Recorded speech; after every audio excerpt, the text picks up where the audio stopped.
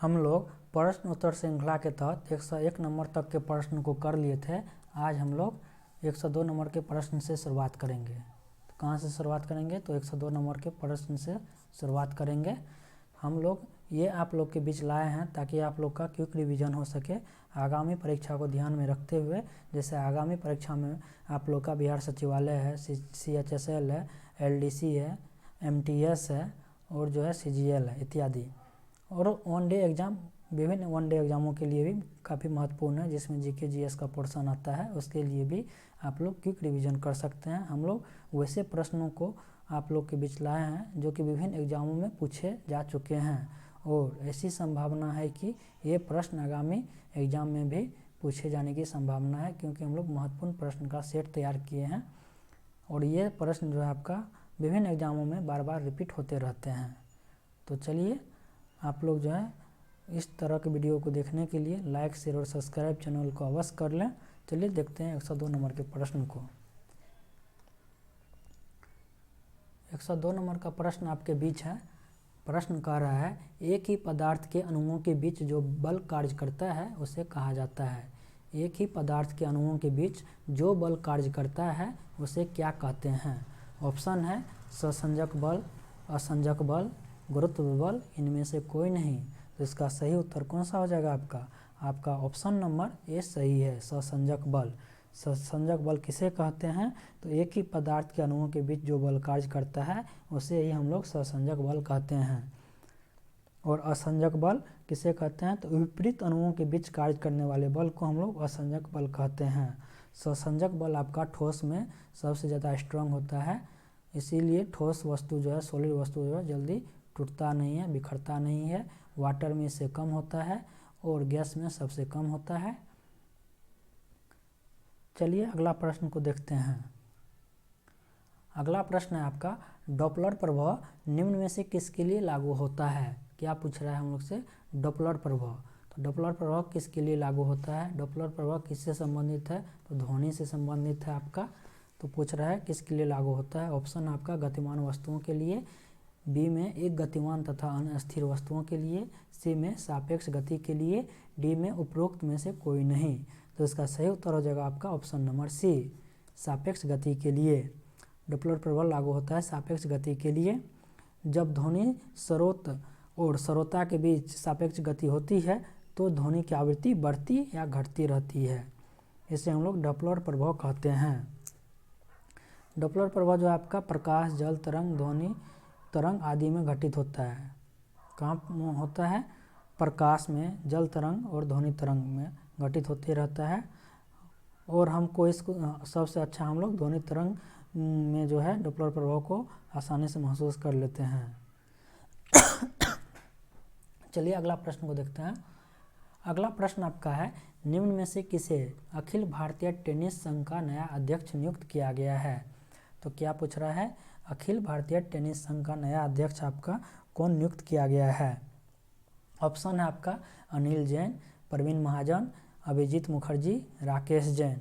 इसका सही उत्तर कौन सा हो जाएगा? इसका सही उत्तर आपका है ऑप्शन नंबर ए, अनिल जैन। अनिल जैन को जो है 2020 में अखिल भारतीय टेनिस संघ का नया अध्यक्ष चुना गया है। और इसके महासचिव कौन है? तो अनिल धूपर जी हैं। कौन है? अनिल धूपर जी इसके महासचिव हैं। अनिल जैन आपके अध्यक्ष हो गए और महासचिव अनिल धूपर जी हैं। अखिल भारतीय टेनिस संघ जो है कब स्थापित हुआ था? तो 1920 ईस्वी में स्थापित हुआ था। और इसका मुख्यालय कहाँ है? तो दिल्ली में है। कहाँ है इसका मुख्यालय? दिल्ली में है। चलिए अगला प्रश्न को देखते हैं। अगला प्रश्न आपका है, संसद ने किस राज्य में राष्ट्रीय रक्षा विश्वविद्यालय की स्थापना के लिए विधेयक पारित किया है? क्या कह रहा है? सांसद ने किस राज्य में राष्ट्रीय रक्षा विश्वविद्यालय की स्थापना के लिए विधेयक पारित किया है? ऑप्शन आपका है उत्तर प्रदेश, मध्य प्रदेश, महाराष्ट्र, गुजरात। तो इसका सही उत्तर हो जाएगा आपका ऑप्शन नंबर डी, गुजरात। सांसद जो है गुजरात में राष्ट्रीय रक्षा विश्वविद्यालय का स्थापना के लिए विधेयक पारित किया है, जो कि गुजरात के गांधीनगर स्थित रक्षा शक्ति विश्वविद्यालय को राष्ट्रीय रक्षा विश्वविद्यालय के रूप में अपग्रेड किया जाएगा। किसको? तो गुजरात के गांधीनगर में स्थित रक्षा शक्ति विश्वविद्यालय को राष्ट्रीय रक्षा विश्वविद्यालय के रूप में अपग्रेड किया जाएगा। चलिए अगला प्रश्न को देखते हैं। अगला प्रश्न आपका है, विश्व का वह पहला देश जहां महिलाओं को सैनिटरी प्रोडक्ट निःशुल्क उपलब्ध कराए जाने हेतु वहां की संसद द्वारा एक कानून पारित किया गया है। तो क्या चीज़? तो विश्व का पहला देश कौन है जहां पे जो है महिलाओं के लिए सैनिटरी प्रोडक्ट्स निःशुल्क उपलब्ध कराए जाने हेतु वहां की संसद द्वारा एक कानून पारित किया गया है? ऑप्शन है आपका स्कॉटलैंड, न्यूजीलैंड, फिनलैंड, स्वीडन। तो इसका सही उत्तर हो जाएगा आपका ऑप्शन नंबर ए, स्कॉटलैंड। राइट आंसर है आपका 24 नवंबर 2020 को। कब? 24 नवंबर 2020 को। 24 नवंबर 2020 को जो है एक अधिनियम पारित किया गया है और कहा है देश में सभी महिलाओं के लिए ओमपन एवं सैनिटरी प्रोडक्ट्स को निःशुल्क उपलब्ध कराना अनिवार्य है। चलिए अगला प्रश्न को देखते हैं। अगला प्रश्न आपका है, केंद्र सरकार द्वारा शुरू की गई स्वनिधि योजना समाज के किन वर्गों को आसान ऋण प्रदान करने के लिए शुरू की गई है? स्वनिधि योजना समाज के किन वर्गों के लिए है या किन वर्गों के लिए जो है शुरुआत की गई है? इसमें ऑप्शन आपका रेहड़ी पटरी वाले विक्रेता, दिव्यांगजन, सीमांत किसान, महिलाओं के स्वयं सहायता समूह। तो इसका सही उत्तर हो जाएगा आपका ऑप्शन नंबर ए, रेहड़ी पटरी वाले विक्रेता के लिए स्वनिधि योजना शुरुआत किया गया है और भारत सरकार का पहल है। भारत सरकार जो है रेहड़ी पटरी वाले विक्रेता या जिसको हम लोग स्ट्रीट वेंडर्स के नाम से भी जानते हैं, शुरुआत किया गया है कि 10,000 रुपया ऋण स्वरूप प्रदान किया जाएगा। इसके लिए जो है केंद्रीय आवास एवं शहरी मंत्रालय ने किसके साथ समझौता किया है? तो SIDBI के साथ समझौता किया है। किसके साथ समझौता किया है? SIDBI के साथ समझौता किया है। कौन किया है? तो केंद्रीय आवास एवं शहरी मंत्रालय। चलिए अगला प्रश्न को देखते हैं। अगला प्रश्न आपका है, निम्न में से कौन सा देश अंतर्राष्ट्रीय मुद्रा कोष का 190वां सदस्य देश बना है? ऑप्शन आपका नेहरू, ओमान, मोनाको, अंडोरा। तो क्या पूछ रहा है हम लोग का? IMF का, अंतर्राष्ट्रीय मुद्रा कोष का यानी IMF का 190वां देश बना है। तो इसका सही उत्तर कौन सा हो जाएगा आपका? इसका सही उत्तर हो जाएगा आपका ऑप्शन नंबर डी। कौन सा हो जाएगा? Option number D. तो अंडोरा जो है 190वां देश बना है, अंडोरा। और नेहरू आपका 189वां कंट्रीज है। नेहरू 189वां कंट्रीज है। IMF का गठन कब हुआ था? तो इसका 1944 में जो है आपका गठन हुआ था। कब? 1944 ईस्वी में। इसका हेडक्वार्टर कहाँ है? तो वाशिंगटन DC में है। कहाँ है? वाशिंगटन DC में है। और फर्स्ट डिप्टी मैनेजिंग डायरेक्टर कौन है? गीता गोपीनाथ। गीता गोपीनाथ।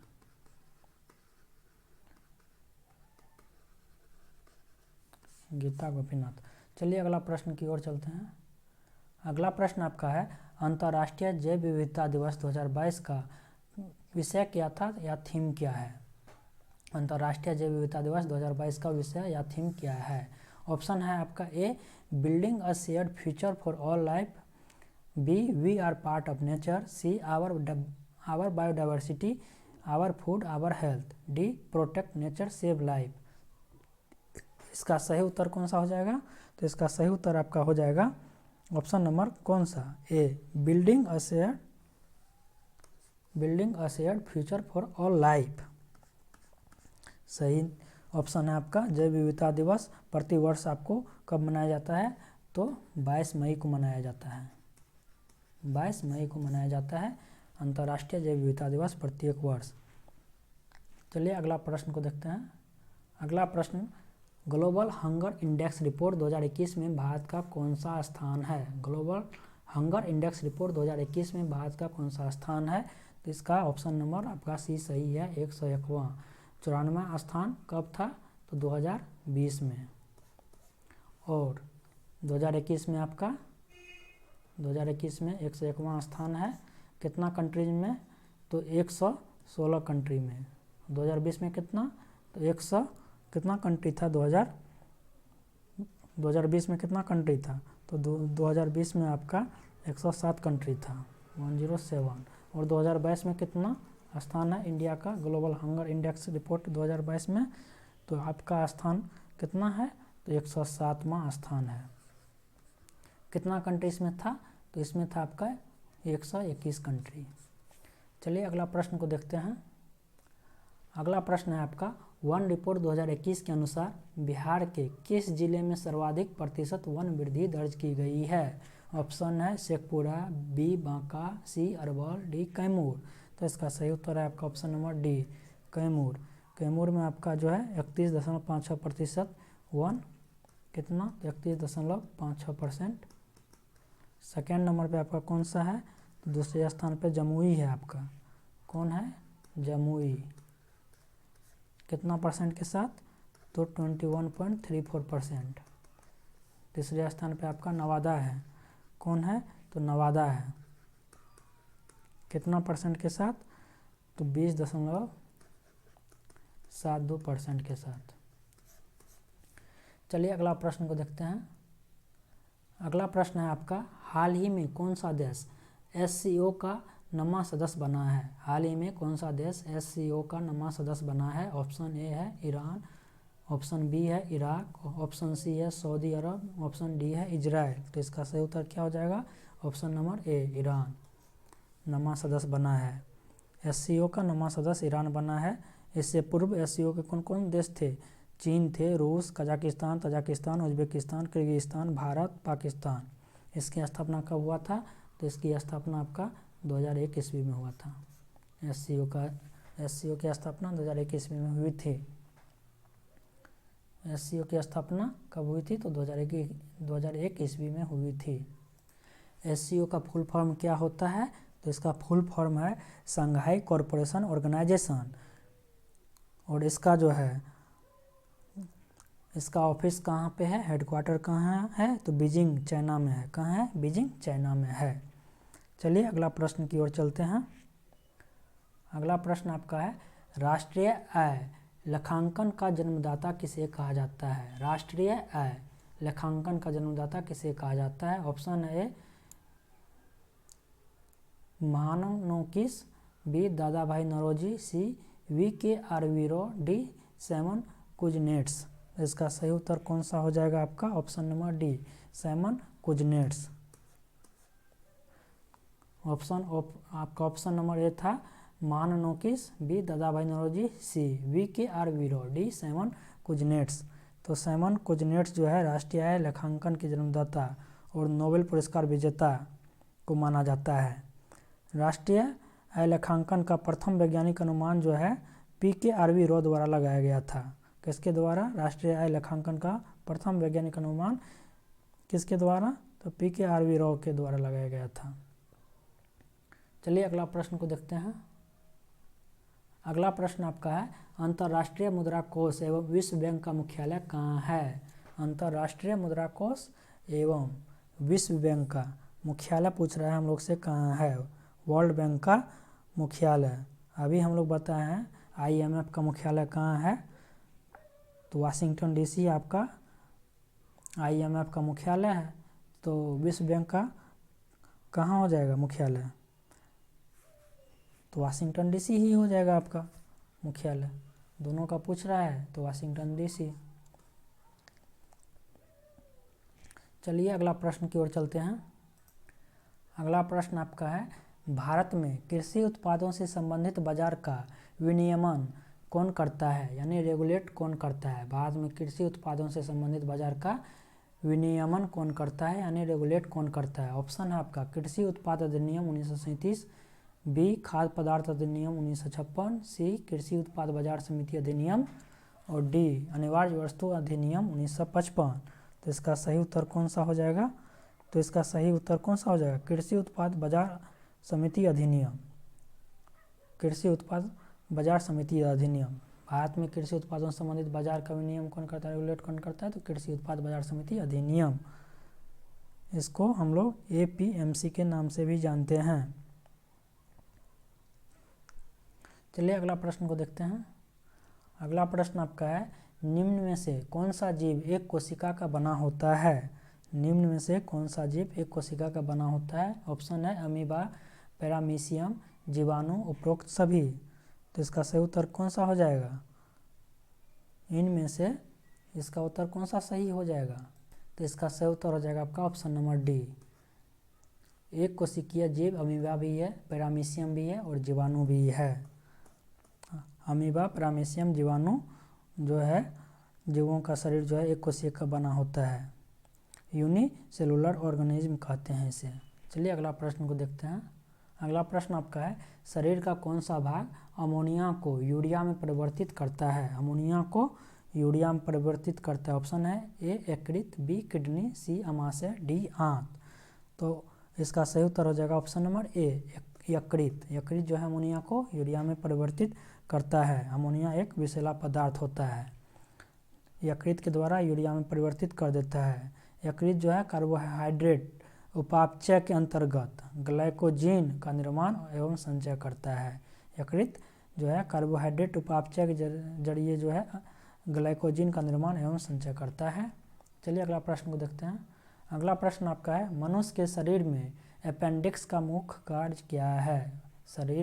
मनुष्य के शरीर में जो आपका अपेंडिक्स का मुख्य कार्य पूछ रहा है क्या है? ऑप्शन है ए पाचन में सहायक, बी पानी का अवशोषण, डी रुधिर के संचालन में सहायक, डी कोई कार्य नहीं।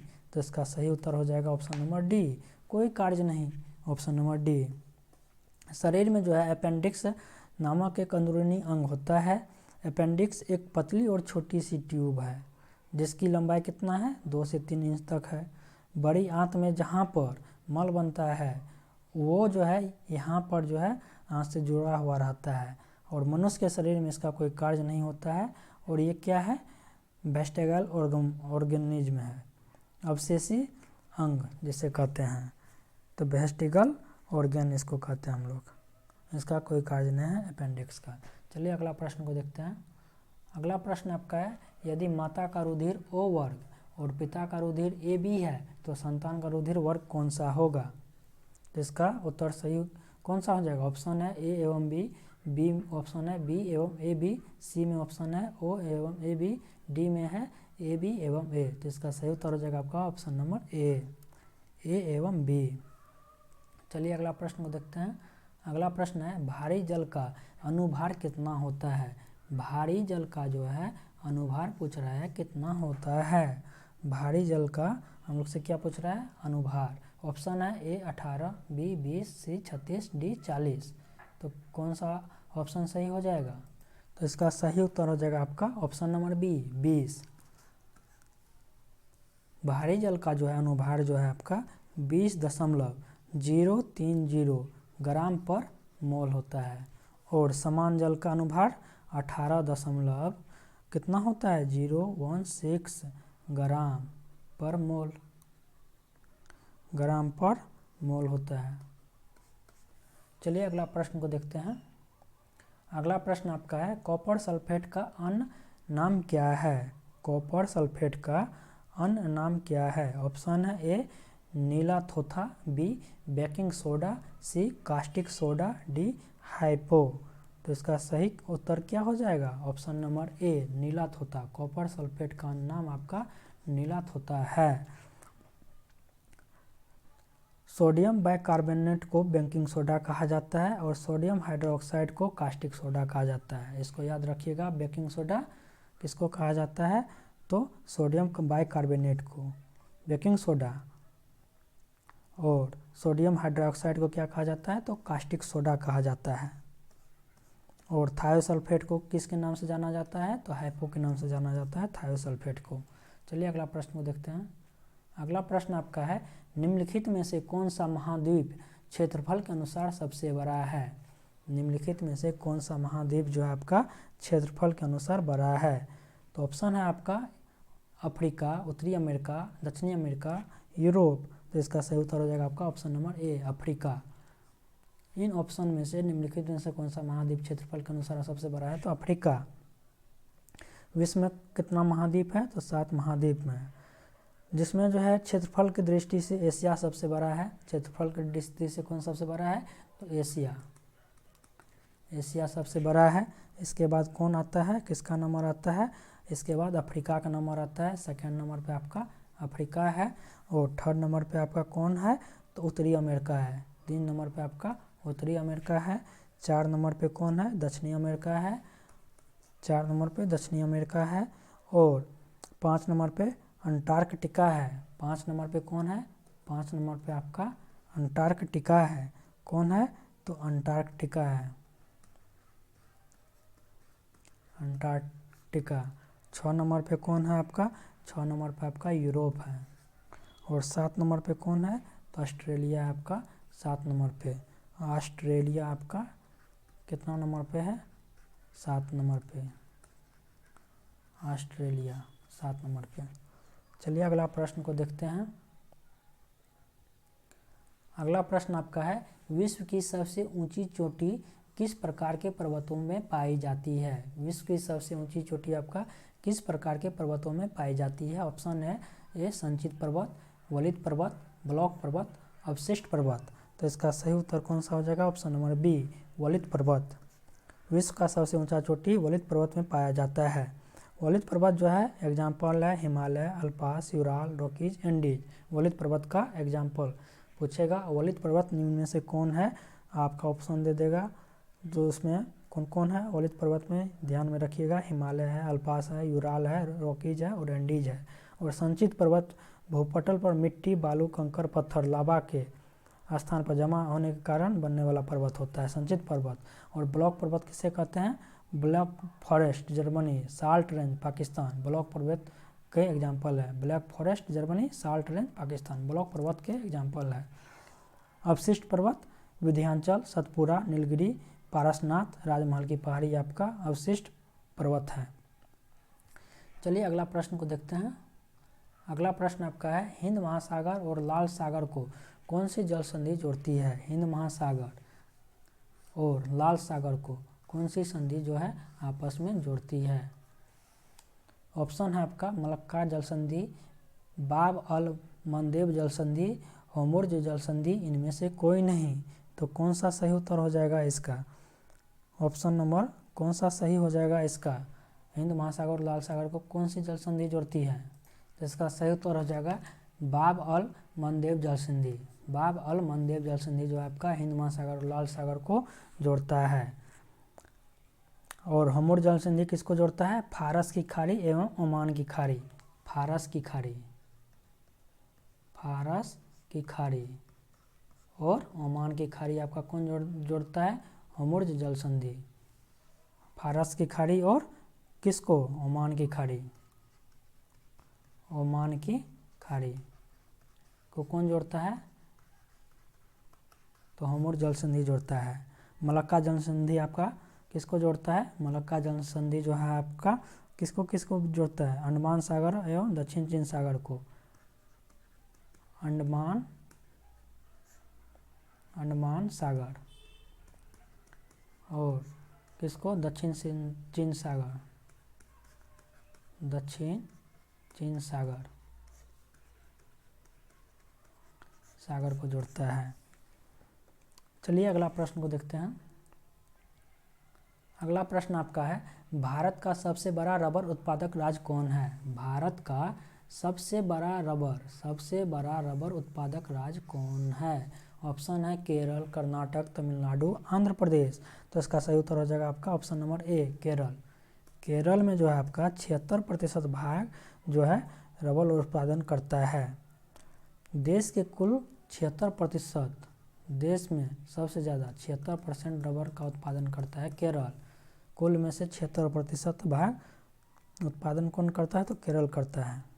चलिए अगला प्रश्न को देखते हैं। अगला प्रश्न आपका है, निम्नलिखित में से किस प्रकार का वन जो है भारत में सर्वाधिक वृहत क्षेत्र में पाया जाता है? सबसे बड़ा क्षेत्र में पाया जाता है किस प्रकार का वन? ऑप्शन है ए उष्णकटिबंधीय आर्द्र पर्णपाती वन, बी उष्णकटिबंधीय आर्द्र सदाबहार वन, सी पर्वतीय आर्द्र शीतोष्ण वन, डी उपोष्ण शुष्क सदाबहार वन। तो इसका सही उत्तर कौन सा हो जाएगा? ऑप्शन नंबर ए उष्णकटिबंधीय आर्द्र पर्णपाती वन। उष्णकटिबंधीय आर्द्र पर्णपाती वन जो है भारत में सर्वाधिक क्षेत्र में पाया जाता है और इसको जो है हम लोग क्या कहते हैं, मानसूनी वन भी कहते हैं। और इस वन में मुख्यतः कौन कौन लकड़ी पाया जाता है, तो साल, शीशम, चंदन, सागौन जो है मुख्य लकड़ी है इस वन का। कौन कौन है, साल, शीशम, चंदन, सागौन। चलिए अगला प्रश्न को देखते हैं। अगला प्रश्न आपका है, भारतीय संविधान की प्रस्तावना में समाजवादी शब्द किस संशोधन के तहत जोड़ा गया। समाजवादी शब्द जो है भारतीय संविधान की प्रस्तावना में कब जोड़ा गया, किस संशोधन के तहत जोड़ा गया। तो इसका सही उत्तर हो जाएगा आपका 42वां संविधान संशोधन। कब, तो 42वां संविधान संशोधन, ऑप्शन नंबर सी। तो कब हुआ था 42वां संविधान संशोधन अधिनियम, आया था आपका 1976, 1976। चलिए अगला प्रश्न को देखते हैं। अगला प्रश्न आपका है, एक विधेयक जो संसद में प्रस्तुत किया जाता है कौन सी प्रक्रिया के बाद अधिनियम बन जाता है। विधेयक जो संसद में प्रस्तुत किया जाता है, कह रहा है कौन प्रक्रिया के बाद जो है वो अधिनियम में बदल जाता है। ऑप्शन है आपका ए, जब राष्ट्रपति अपनी सहमति दे देता है, बी, जब प्रधानमंत्री इस पर हस्ताक्षर कर देता है, सी, जब वह संसद के कोई एक सदन द्वारा पारित हो जाता है, डी, जब सर्वोच्च न्यायालय इसे केंद्रीय संसद के अधिकार क्षेत्र में होना घोषित करता है। तो इसका सही उत्तर हो जाएगा ऑप्शन नंबर ए, जब राष्ट्रपति अपनी सहमति दे देता है तो अधिनियम बन जाता है। कोई भी विधेयक संसद में प्रस्तुत किया जाता है, वो अधिनियम कब बनता है, जब सदन के दोनों सदनों द्वारा पारित होने के बाद जो है राष्ट्रपति उस पर हस्ताक्षर कर देता है, सहमति दे देता है, तो अधिनियम बन जाता है। चलिए अगला प्रश्न को देखते हैं। अगला प्रश्न आपका है, राज्य सरकार का कार्यकारी अध्यक्ष संवैधानिक प्रमुख कौन होता है। कार्यकारी अध्यक्ष संवैधानिक प्रमुख कौन होता है राज्य सरकार का। ऑप्शन है मुख्यमंत्री, राज्यपाल, मुख्यमंत्री के सचिव, विधानसभा के अध्यक्ष। तो इसका सही उत्तर कौन सा हो जाएगा, ऑप्शन नंबर बी हो जाएगा इसका सही उत्तर, राज्यपाल। संविधान का अनुच्छेद कितना में, 154(1) में जो है राज्य सरकार का कार्यकारी अध्यक्ष संवैधानिक प्रमुख जो है राज्यपाल होता है, जिसका प्रयोग कब कर सकता है, तो स्वयं या अपने अधीनस्थ अधिकारियों द्वारा करता है। चलिए अगला प्रश्न को देखते हैं। अगला प्रश्न आपका है, सर्वोच्च न्यायालय के न्यायाधीशों की सेवानिवृत्ति की उम्र क्या है। सेवानिवृत्त कितने वर्ष में होता है सर्वोच्च न्यायालय के न्यायाधीश, सुप्रीम कोर्ट के न्यायाधीश। तो इसका सही उत्तर कितना हो जाएगा, ऑप्शन नंबर आपका ऑप्शन है 58 वर्ष, 62 वर्ष, 65 वर्ष, 68 वर्ष। इसका सही उत्तर है ऑप्शन नंबर सी, 65 वर्ष। भारतीय संविधान के अनुच्छेद कितना में, 124(2) में, 124(2) में जो है सर्वोच्च न्यायालय के न्यायाधीश सेवानिवृत्ति की आयु कितनी है, 65 वर्ष निर्धारित किया गया है। चलिए अगला प्रश्न को देखते हैं। अगला प्रश्न आपका है, राज्य की विधानसभाओं का निर्वाचन का प्रावधान भारतीय संविधान के किस अनुच्छेद में वर्णित है। राज्य की विधानसभाओं के निर्वाचन का प्रावधान, विधानसभाओं के निर्वाचन का प्रावधान किस अनुच्छेद में है। राज्य का विधानसभा के निर्वाचन का प्रावधान भारतीय संविधान किस अनुच्छेद में वर्णित है। ऑप्शन है अनुच्छेद 164, अनुच्छेद 168, अनुच्छेद 170, अनुच्छेद 176। इसका सही उत्तर हो जाएगा आपका ऑप्शन नंबर सी, अनुच्छेद 170।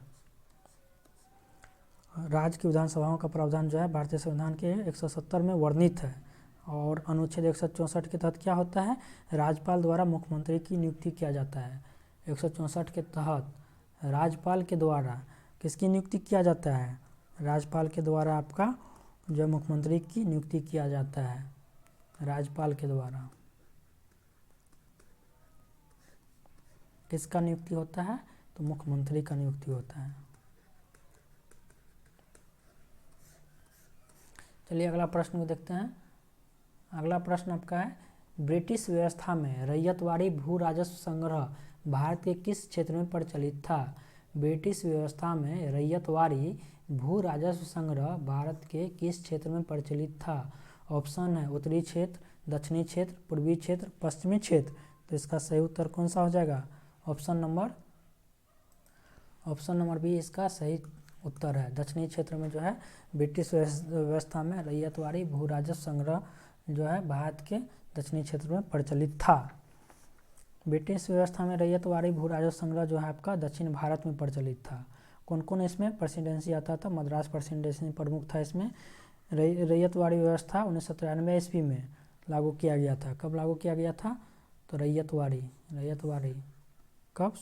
1793 ईस्वी में। 1793 ईस्वी में जो है लागू किया गया था। और कौन सा जिला था पहला? बराहमहल जिला था जिसमें यह व्यवस्था लागू किया गया था।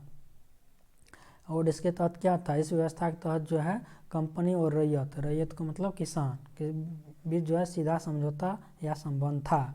और राजस्व का निर्धारण और लगान वसूली में किसी जमींदार या बिचौलिया का कोई भूमिका इसमें नहीं था। यह व्यवस्था में क्या होता था? तो कुल भूभाग का 51% भाग पर लागू किया गया था। कुल भूभाग का 51% पे लागू किया गया था। कहाँ पे? मद्रास प्रेसिडेंसी में लागू किया गया था 1793 ईस्वी में। कौन सा जिला था प्रथम? बराहमहल जिला था।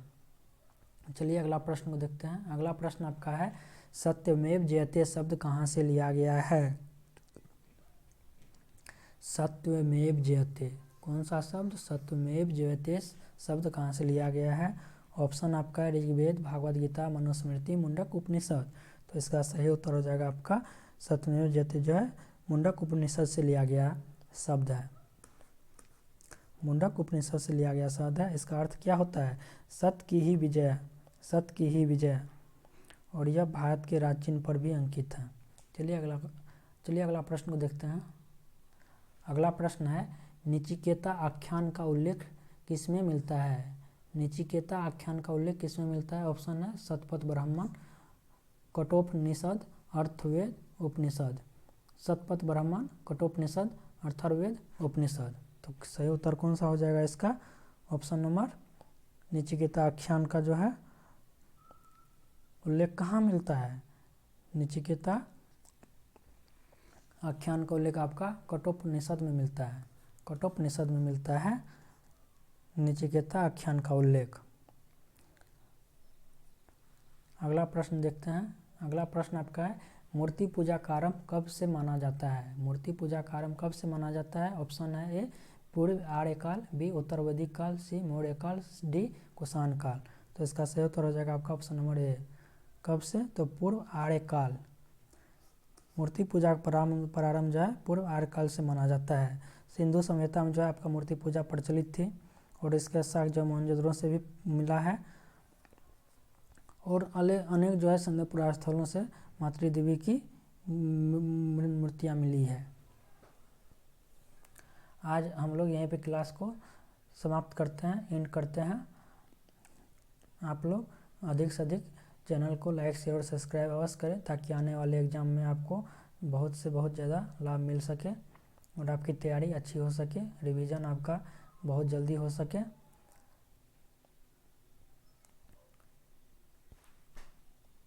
वीडियो को देखने के लिए धन्यवाद।